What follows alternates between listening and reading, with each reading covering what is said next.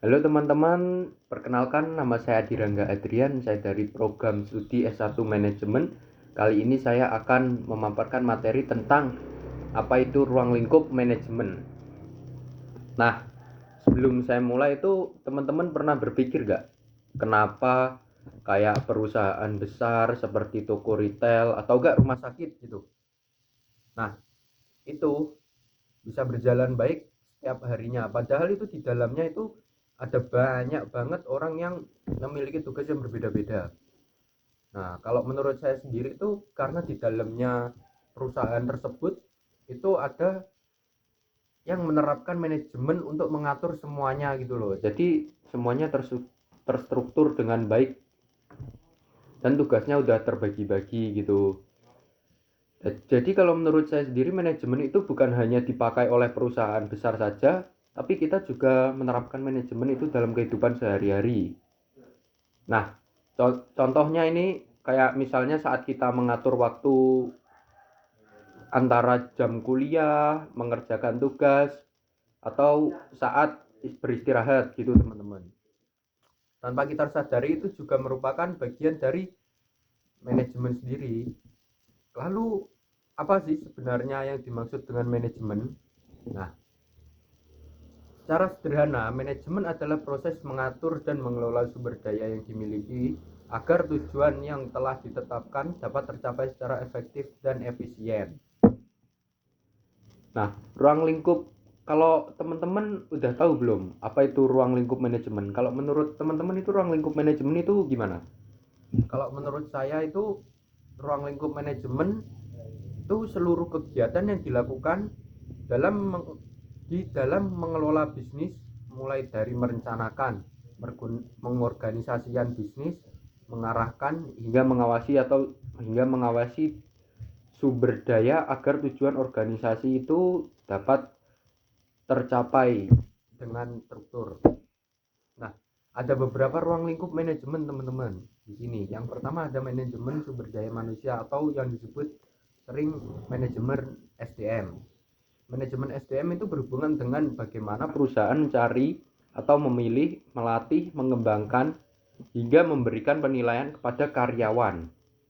Nah, contohnya di sini ketika sebuah perusahaan membuka lowongan kerja, melakukan wawancara, dan memberikan pelatihan kepada pegawai baru, hingga memberikan penghargaan kepada karyawan yang berprestasi. Semua itu termasuk dalam manajemen sumber daya manusia. Kenapa ini sangat penting? Karena sehebat apapun teknologi yang dimiliki perusahaan, tetap saja menjalankan semuanya adalah manusia. Yang kedua itu ada manajemen keuangan. Nah, bagian ini tuh bertugas mengatur keluar masuknya uang perusahaan, mulai dari menyusun anggaran, mengontrol, menghitung keuntungan, sampai menentukan investasi yang akan diambil perusahaan tersebut. Misalnya sebuah perusahaan memiliki modal 1 miliar nih. Nah, manajer keuangan itu harus memastikan bahwa keuangan tersebut digunakan secara tepat agar tetap memperoleh keuntungan dan tidak mengalami kerugian. Nah, yang ketiga ada manajemen operasional teman-teman. Nah, bagian ini tuh bertanggung jawab terhadap proses menghasilkan barang atau jasanya. Contoh, ada perusahaan makanan, mulai dari memilih bahan baku, memasak, dan pengemasan. Semua harus berjalan dengan baik agar kualitas produk tetap terjaga seperti itulah intinya. Nah, yang keempat ada manajemen pemasaran. Tugas utamanya itu memperkenalkan produknya ke masyarakat dan membuat konsumen tertarik untuk membeli atau mencoba produk tersebut.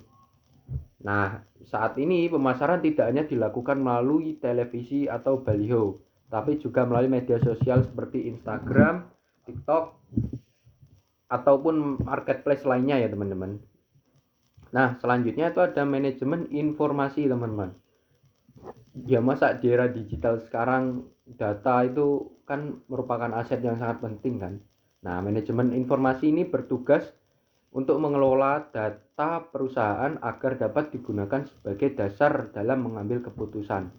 Nah, misalnya Data penjualan setiap bulan digunakan untuk mengetahui produk mana yang paling laris sehingga perusahaan dapat meningkatkan produksinya. Nah, selain ruang lingkup tersebut, dalam manajemen juga terdapat fungsi-fungsi utama yang sering disingkat menjadi POAC ya teman-teman. Nah, yang pertama itu planning atau perencanaan. Pada tahap ini perusahaan menentukan tujuan dan menyusun strategi untuk mencapainya. Jadi sebuah perusahaan, contohnya ini perusahaan kuliner. Nah, ini menargetkan peningkatan penjualan sebesar 20% dalam 1 tahun. Yang kedua itu ada organizing atau perorganisasian. Artinya itu membagi pekerjaan kepada setiap orang sesuai dengan tugas dan tanggung jawabnya masing-masing. Dengan begitu, setiap karyawan itu bisa mengetahui apa yang harus dikerjakan sesuai bagiannya masing-masing. Nah, kembali ke situ ya teman-teman. Yang ketiga itu ada pengarahan. Di sini orang memimpin, memberi motivasi, arahan, serta membangun kerjasama agar seluruh anggota tim bekerja semangat dan mencapai target yang telah ditentukan. Nah, yang terakhir itu adalah controlling dan pengawasan. Tahap ini bertujuan untuk mengevaluasi apakah pekerjaan sudah sesuai dengan rencana atau belum. Jika ditemukan kesalahan atau hambatan, maka segera lakukan pemberikan arahan organisasi. Setelah memahami ruang lingkup dan fungsi manajemen, kita juga perlu mengetahui mengapa manajemen itu sangat penting. Yang pertama, manajemen itu membantu organisasi mencapai tujuan dengan lebih terarah. Yang kedua, menggunakan sumber daya menjadi lebih efisien sehingga tidak terjadi pemborosan. Yang ketiga, koordinasi antar bagian menjadi lebih baik sehingga pekerjaan berjalan lancar. Nah, sebagai contoh sederhananya itu di sini, bayangkan sebuah restoran tanpa adanya manajemen.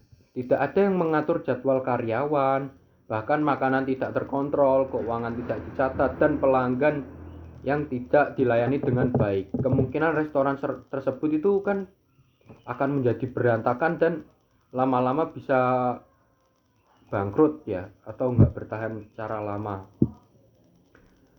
Nah, dari contoh tersebut kita bisa melihat bahwa manajemen memiliki peran yang sangat penting dalam keberhasilan suatu organisasi.